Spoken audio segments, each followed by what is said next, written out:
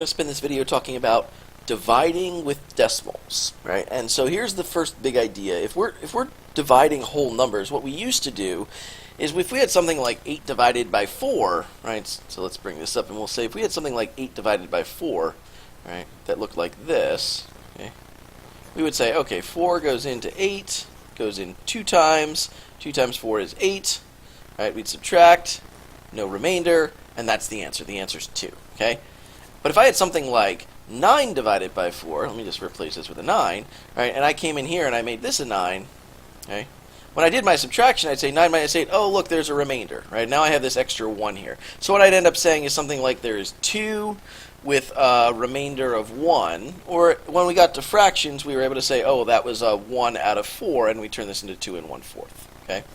So when we're talking about decimals, there's another way that we can do this, okay? And we can use decimals to turn it into the decimal form of the fraction instead of the fraction form, right? And so here's the way it's going to work with this one. So if I said 1 goes into 4, okay, remember 1 divided by 4 means the 4 is going to be on the outside and the 1 is going to be on the inside.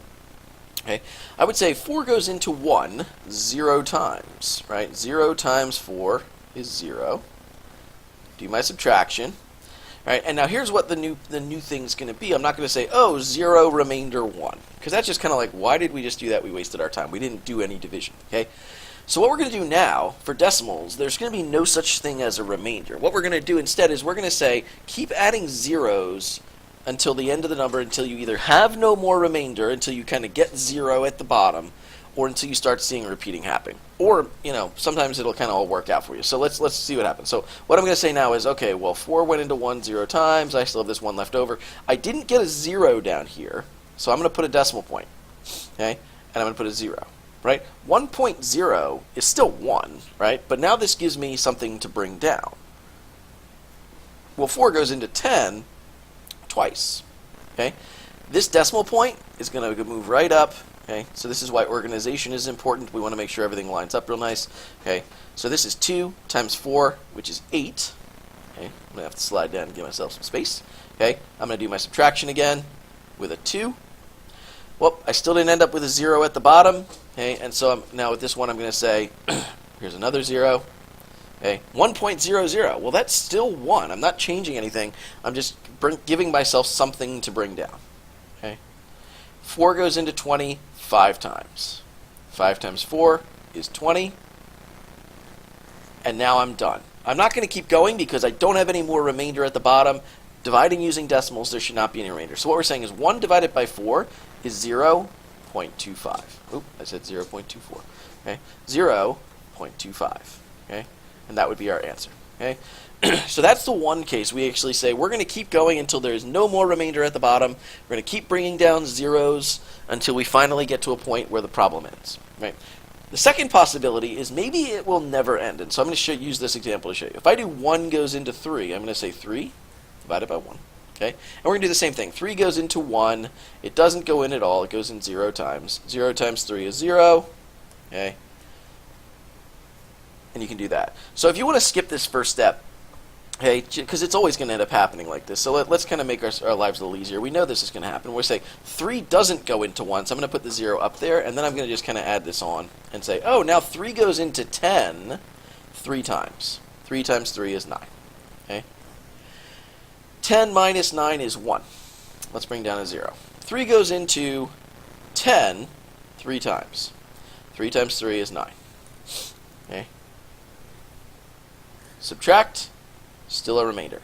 Bring down 0. But if you notice what I'm doing is I'm kind of stuck in this loop where every single time I'm starting with a 10, I'm bringing down a 0, getting a 10, and then I'm getting as close as 9, ending up with 1 left over, turning it into 10, and I'm going to keep doing that over and over again. We're never going to get out of this loop of continually getting a 10 and having that give us a 3, and then getting another 9, and subtracting and getting a 1. It's going to keep doing that forever. So that's why up here it says, or until repeating happens. We're going to keep getting 3s forever up here. Right? So what we end up doing with this is you can actually say, put a little bar over that. 0.33 with a bar over it just means those 3s are going to go on forever and ever. We're never going to see the end of it. So sometimes when we do division, we end up with something like this, where we end the first case where we end up with an answer with the no more remainder, and in other cases we're going to end up with repetition. Okay, that's how we handle dividing with decimals. Okay? So let's take a look at our second example here. Things are going to get a little bit more complicated. Okay, so same idea at the top. Keep adding zeros until the end. Okay, so I'm going to say 24.12 divided by 6. So I'm going to put a 6 on the outside. Okay, 24.12. Okay.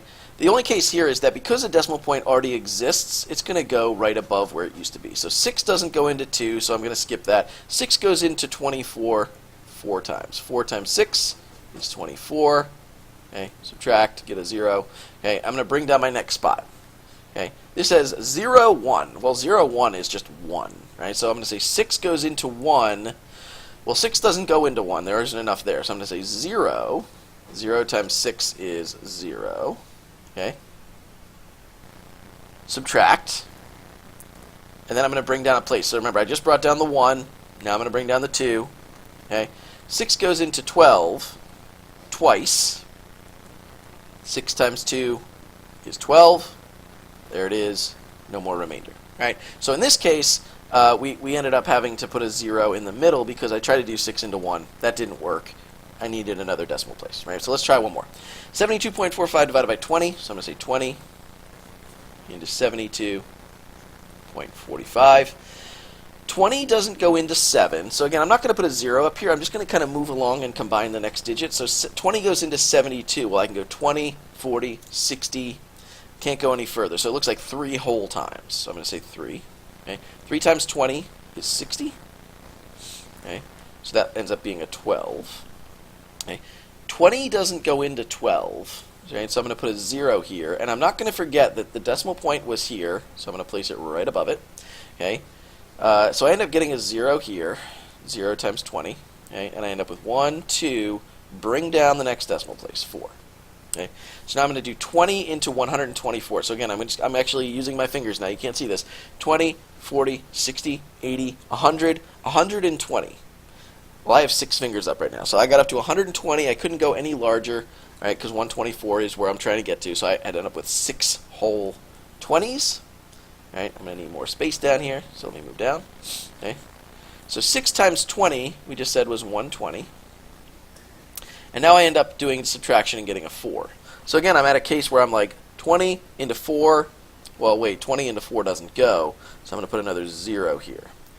And I'm going to get another 0 here. Alright, so I'm going to say, oh, sorry, excuse me, let me fix. Roll back, not a 0. I got to bring down a decimal point. Okay, so this is a common thing. I brought down the 4 here, I got to bring down the 5. So there is a place here. So 20 goes into 45 twice, so that does work.